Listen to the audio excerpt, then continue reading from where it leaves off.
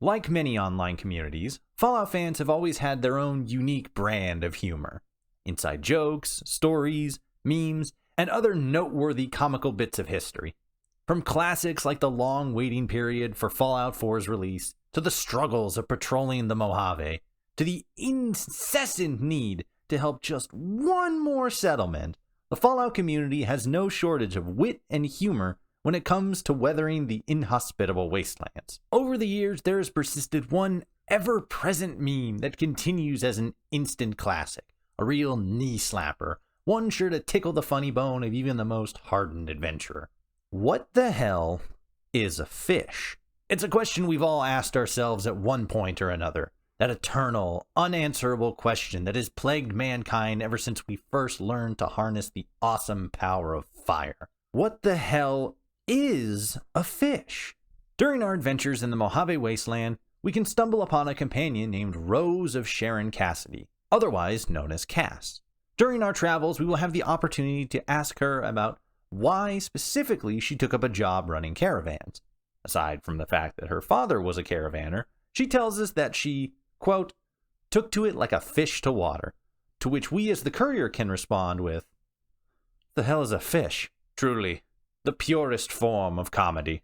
A couple weeks back, I shared a meme on my channel referencing this achievement in human hilarity, and good times were had by all. One thing I noticed, though, was that there were a few people commenting on the fact that a fish can actually be found in-game, specifically in the real-life representation of Lake Mead found in the eastern part of the map.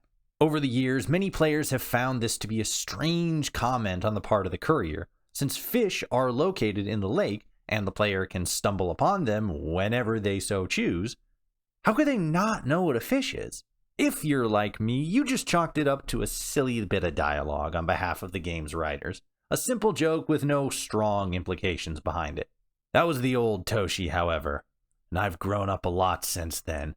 I'm a big boy now, and I know the truth about this once thought of funny bit of context, and I understand the dark implication behind its seemingly innocent words.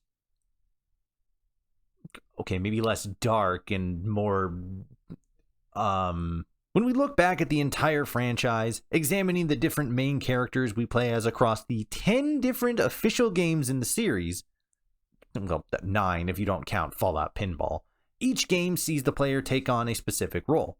The overseer of a vault, the last of a remaining tribe, or a member of the Brotherhood of Steel. In fact, when you look at the different games across the franchise, there are really only 2 that stand out as being distinctly different from the rest of the series. That being Fallout 2 and Fallout New Vegas. For those of you that dumped a little bit more into intelligence than the rest of us, I'm sure you can see the difference between these 2 games. But you're probably wondering, why am I not including Brotherhood of Steel into the mix? Well, aside from the fact that the game is almost universally despised by the community, the player character does quickly become a member of the Brotherhood of Steel at the start of the game. For the rest of you who might be a little perplexed as to why these 2 games specifically stand out compared to all the others, it's access to education.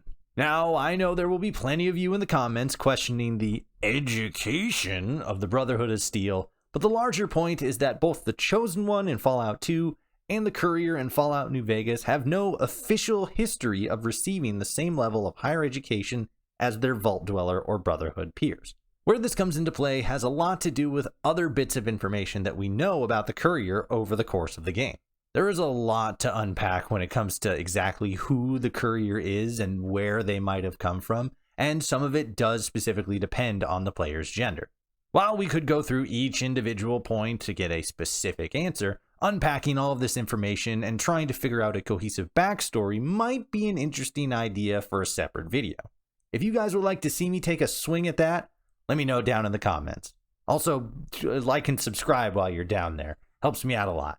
For this video though, there's a few key details from the Courier's potential past that I want to focus on.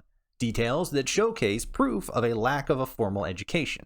One of the most noteworthy bits of information comes at the end of the Lonesome Road DLC, where in our conversation with Ulysses, he reveals that we as the Courier had previously been to Circle Junction, New Reno, Vault City, Fort Abandon, and the Big Circle. The takeaway here is the mention of Vault City, which would suggest that we have some sort of access to knowledge that would most likely meet modern standard educational requirements, such as the covering of basic subjects like biology and zoology. However, it's important to remember that the majority of the locations mentioned are known caravan trading hubs, indicating that the courier may have, well, been a courier, or a caravan guard as a past occupation. As such, they would most likely have little need for a basic education, beyond simple math and survival skills. It is also revealed in the epilogue of Old World Blues that the courier actually has very little knowledge about what communism or about what high schools are. Two bits of information they absolutely would have been taught about if they were a member of a vault society. For those of you who do not know, Circle Junction is actually a location in Colorado. And when we combine that with the theory that a male courier may have impregnated a woman in Montana in 2264, this would indicate that a male courier has not traveled outside of territory controlled by the New California Republic very often. This is an important bit of information to keep in mind, because this would indicate that the courier is most likely not, nor have they ever been, a member of the Brotherhood of Steel, seeing as how the Brotherhood have been on a weak back foot going all the way up until just before the start of the game, and have continued to dwindle since the 2260s. So where does this leave us? We know that the courier does not have any formal education as a member of a vault, and it is very unlikely that they have any as a former or current member of the Brotherhood. But what does this have to do with fish? Well, with what we know, that part's actually pretty simple. They were just never taught what a fish was. Think about it. With all the wonderful and wild animals that we have in the real world today, and all the strange and outlandish monsters that have spawned up in the Fallout universe due to radiation scattered across the world, even if you had seen a specific creature a million times before, but never knew what it was called, would you recognize it if somebody brought it up in casual conversation? For example, does anyone know what this thing is called? You've seen it, so you must know what it's called. This, dear viewer, is a Christmas tree worm, a marine worm that lives in tropical coral reefs. That's also another thing to keep in mind. Fish are sea creatures, and based on where the courier has been known to travel, 9 times out of 10, they would have never even come close to a body of water, let alone water that has anything living in it that doesn't attack on sight. In short, the courier doesn't know what a fish is because they've never had a proper education that would have taught them what a fish is, and they have no real reason to figure it out on their own because it's not really a survival risk.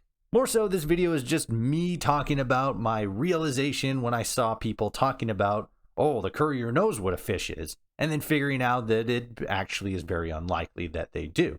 And I wanted to share that with all you guys. Knowledge is power and all that. Have your minds been as adequately blown as mine was when I learned about this connection?